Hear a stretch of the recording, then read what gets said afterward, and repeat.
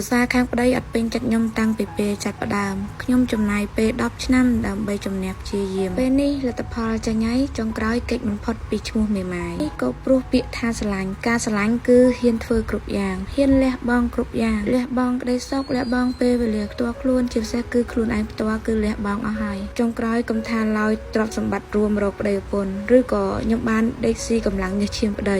សម្បីតែកូននៅក្នុងផ្ទៃរបស់ខ្ញុំក៏ខ្ញុំមិនអាចរក្សាបានផងនេះឬពាក្យថាសំខាន់ប្តីប្រពន្ធយើងស្រឡាញ់គ្នារឿងម៉ែឪពួកគាត់ចាស់ចាស់ផ្សេងទេហើយនេះឬជាអ្វីដែលអ្នកតបស្នងមកខ្ញុំពីដំបូងឡើយនៅពេលដែលប្តីស្រឡាញ់ប្រពន្ធអូខេ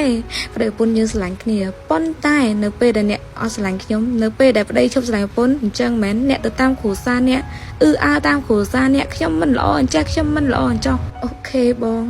អរគុណប្តីសម្លាញ់អរគុណមួយឯងខ្លាំងសង្ឃឹមថាបងបានឃើញវីដេអូនេះហើយបងបានឮថានៅថ្ងៃដែលបងបណ្ដោយឲ្យស្រីដែលជាអ្នកដតីមកនិយាយថាអូនឃុំប្តីអូនខាំងប្តីយកប្រលប់អត់គិតដេកពួនពេលនោះបងអូនកំពុងតែគេងនៅលើក្រែពេទ្យឈឺពោះខ្លាំងណាស់គឺអូនបានបាត់បង់កូនរបស់យើងអូនមានតែពាក្យជូនពរបងជាមួយនឹងអនាគតអ្នកថ្មីបងរកស៊ីអីក៏មិនឡើងធ្វើអីក៏មិនកើតជួបតែទុកជួបតែគ្រោះជួបតែជំងឺអន្តរាយធ្វើស្រែស្រូវស្កកឈឺក្អកធ្លាក់សួតកើតឈួតតពូជមកខ្មែរខែក្រោយមេដៃអូនធៀមជូនបងជាចុងក្រោយផ្ដាំអរគុណទៅដល់បងអ្នកស្ដាប់និងបងខមមិនលើកទឹកចិត្តចប់